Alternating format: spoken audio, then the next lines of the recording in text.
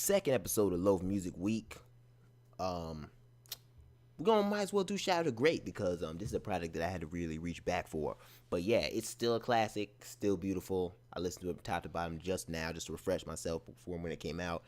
Boom, back to Brooklyn. Let's get it.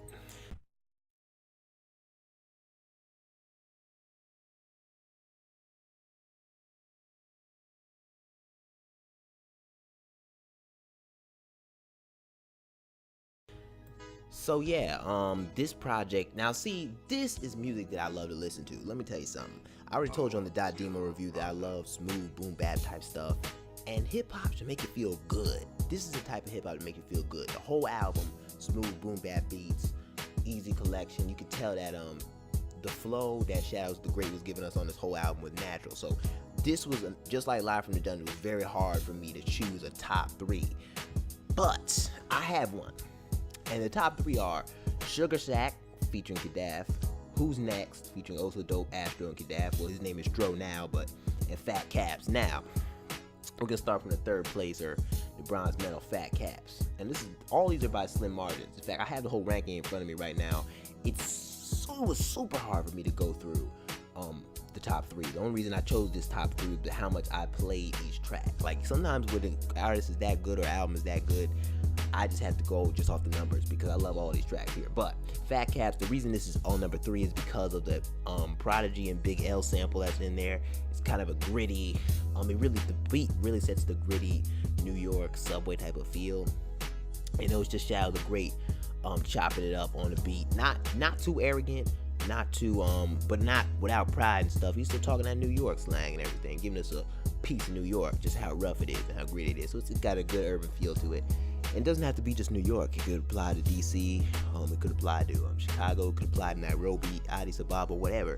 But it got a really urban slum type feel, and I love it. Yeah, and also it's just very balanced. Yeah, not too much currency, not too much, but just enough to give you a taste. So yeah, Fat Caps, excellent work. Love that Big L and Prodigy switch up on the end of the hook.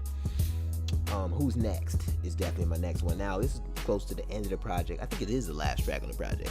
Besides the skits, I'm not counting skits, but it's the last track on the project. And I was going through this. I had some other tracks in this place, but I hadn't moved this up because of how smooth the beat is and just how relaxing it is, And it's called Who's Next. Everybody just basically, it's like a cipher. You can tell like he just got all the homies, just to spit some rhymes, just let it blast, just have a good time. And yeah, and all the verses were awesome. All the verses were very natural, clear, clean cut. Audio was very pronounced and pristine, everything. And yeah, Also Dope is on here, Astro's on here, Kadaf is on here, Shadow the Great's on here. And yeah, just having a good time, chopping it up, just giving them a feel for each artist. And everybody's got their own unique cadence, own unique voice, so it's a really good ensemble on one track. You get a good feel, everybody.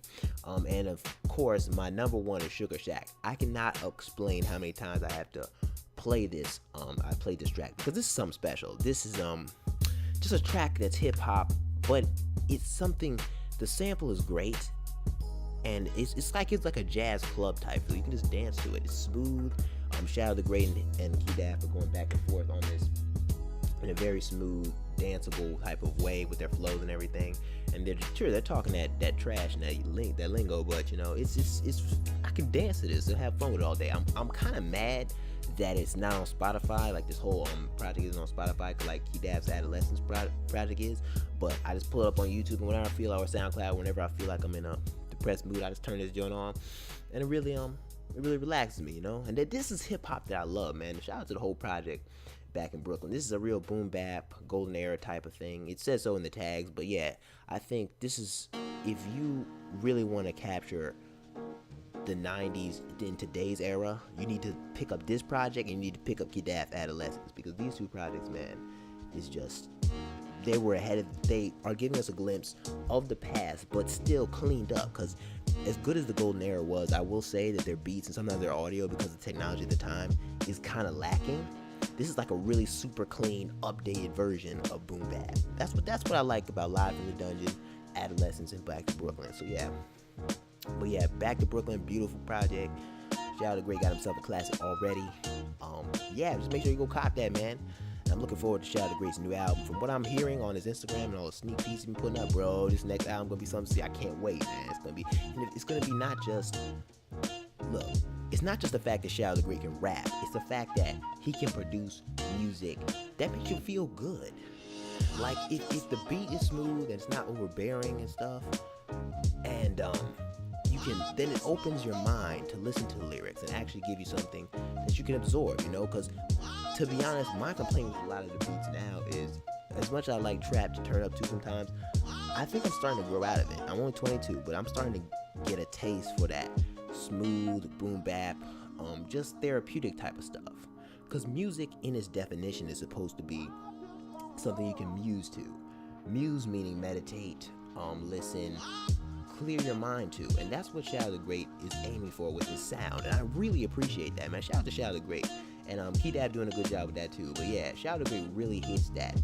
He loves it, and his words are very pronounced. He's of the 4 MCs, I will say, he is the easiest to understand. And I know he'll never say it, but he seems like the leader of the group. But when it comes to promotion and getting themselves out there and all type of stuff, but yeah. Now, I don't know whether or not he is also masquerading as King Illa on his producer side, but Shout Out the Great hit me up on Instagram saying that's not true, but I think he's just being facetious, which is all good, you know.